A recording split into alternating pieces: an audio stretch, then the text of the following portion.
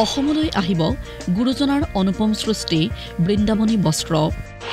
ব্ৰিটেনৰ পৰা অসমলৈ অনা হ'ব বৃন্দাবনী বস্ত্ৰভাগ।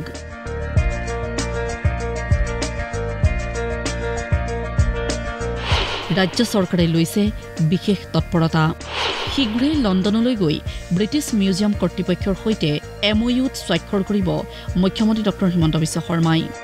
সকলো ঠিকে থাকে আগবাঢ়িলে 2027 চনত অসমলৈ অনা হ'ব বস্ত্ৰভাগ। অৱশ্যে তাৰ পূৰ্বে কিছু কৰণীয় আছে। আজি হাউলিত সেই বিষয়ে সদৰি কৰে মন্ত্ৰী ৰঞ্জিত কুমাৰ দাসে।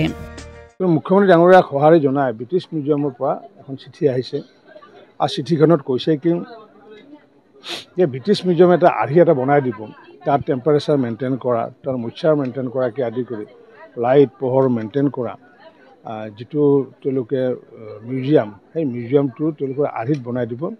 আৰু সেইটো আৰ্হিত যদি আমি মিউজিয়ামটো বনাব পাৰোঁ তেতিয়াহ'লে তেওঁলোকে পৰৱৰ্তী বছৰত নিৰ্মাণ হোৱাৰ পৰৱৰ্তী বৰ্ষত তেওঁলোকে সেইখন আনিব বুলি কৈছিলে। আৰু সেইটোৰ আধাৰত ইতিমধ্যে আমি মাটি, আমাৰ যি খানাপাত, আমাৰ মাটি ইতিমধ্যে 1 বিঘা মাটি মিউজিয়াম নিৰ্মাণ কৰাৰ কাৰণে মাটি প্ৰদান কৰা হৈছে। আৰু সেইটো অতি শীঘ্ৰে মাননীয় মুখ্যমন্ত্ৰী ডাঙৰীয়া এবাৰ ব্ৰিটিছত যাব, লণ্ডনত যাবগৈ, গৈ পেলাই তেওঁলোকৰ লগত যি MOU কৰিব, MOU কৰাৰ পিছতে আমি মিউজিয়ামটো নিৰ্মাণ কাৰ্য আমি আৰম্ভ কৰিম। আৰু আমি 26 চনত মিউজিয়ামটো যদি এবছৰ লাগে তেতিয়াহ'লে আমাৰ 27ত তেওঁলোকে 18 মাহৰ কাৰণে ইয়াতে দিম বুলি কৈছে। আৰু 18 মাহৰ পিছত তেওঁলোকে বৃন্দাবনী বস্ত্ৰখন পুনৰ লৈ যাবগৈ। আৰু সেইটো এটা চুক্তি কৰিব লাগিব যে কিবা কাৰণত যদি নিয়াৰ পিছত যদি নিদিয়া হয় গতিকে প্ৰাৰম্ভিক সেইবোৰ চুক্তি কৰিব লাগিব। 18 মাহ অসমত ৰখা হ'ব বৃন্দাবনী বস্ত্ৰভাগ। এই সময়ছোৱাত বস্ত্ৰভাগ দৰ্শনৰ সুযোগ পাব অসমবাসীয়ে। কোচ ৰজা নৰনাৰায়ণৰ আগ্ৰহ অনুসৰি গুৰুজনাই কিদৰে বৃন্দাবনী বস্ত্ৰভাগ প্ৰস্তুত কৰিছিল সেই সন্দৰ্ভতো মন্তব্য কৰে মন্ত্ৰীগৰাকীয়ে।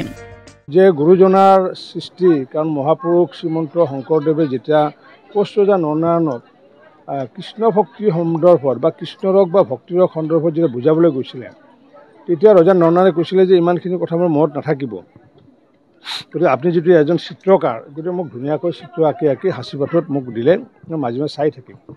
কিন্তু মহাপুৰুষ শ্ৰীমন্ত শংকৰদেৱে কি কৰিলে, সাঁচিপাতত এইটো অঁকাৰ পৰিৱৰ্তে বা লিখাৰ পৰিৱৰ্তে তেখেতে বৃন্দাবনী বস্ত্ৰখন বৰপেটা সত্ৰৰ আৰ্হি, অৰ্থাৎ সেই সময়ত তাঁতীকুছিৰ নাম এতিয়া বৰপেটা হৈছে। আৰু তাৰে যিটো বৰপেটা সত্ৰৰ আৰ্হি 120 হাত দীঘল আৰু 60 হাত বহলৰ বৃন্দাবনী বস্ত্ৰখন বোৱাৰ কাৰণে কৈছিলে।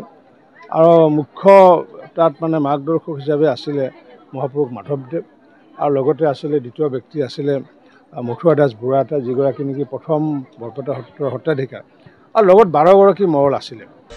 বৰপেটাত বৈ উলিওৱা হৈছিল 180 ফুট দীঘল আৰু 90 ফুট বহল বিশাল আয়তনৰ বস্ত্ৰভাগী। এতিয়া অসম চৰকাৰে বস্ত্ৰভাগী অসমত প্ৰদৰ্শনৰ বাবে লোৱা তৎপৰতাত ঐতিহ্যমণ্ডিত বৰপেটা সত্ৰতো বৈছে আনন্দৰ বন্যা। সেই বৃন্দাবনী বস্ত্ৰৰ আৰ্হিতেই বৰপেটা সত্ৰৰ মূল কীৰ্তনঘৰটো 180 ফুট দীঘল আৰু 90 ফুট বহলকৈ নিৰ্মাণ কৰা বুলি প্ৰকাশ কৰে বুঢ়া সত্ৰীয়া ডক্টৰ বাবুল চন্দ্ৰ দাসে। আমি বৰপেটা সত্ৰৰ সত্ৰীয়া হিচাপে বৰ আনন্দিত, আৰু এই ক্ষেত্ৰত মাননীয় মুখ্যমন্ত্ৰী ডক্টৰ হিমন্ত বিশ্ব শৰ্মাক আমি ধন্যবাদ জ্ঞাপন কৰিছোঁ আৰু তেখেতক আশীৰ্বাদ যাচিছোঁ। যিখন বৃন্দাবনী বস্ত্ৰ বৰপেটাৰ সৈতে সম্পৰ্কান্বিত, আজি আমি যিটো নামঘৰ বৰপেটা সত্ৰ যিটো কীৰ্তনঘৰ দেখিছোঁ, এই কীৰ্তনঘৰটোৰ জোখ দীঘলে 120 হাত অৰ্থাৎ 180 ফুট আৰু বহলে 60 হাত অৰ্থাৎ 90 ফুট। এই জোখটো আজিও আছে। বৰপেটাৰ পৰা অনুপম অনুৰুদ্ধৰ ৰিপৰ্ট, প্ৰতিদিন টাইম।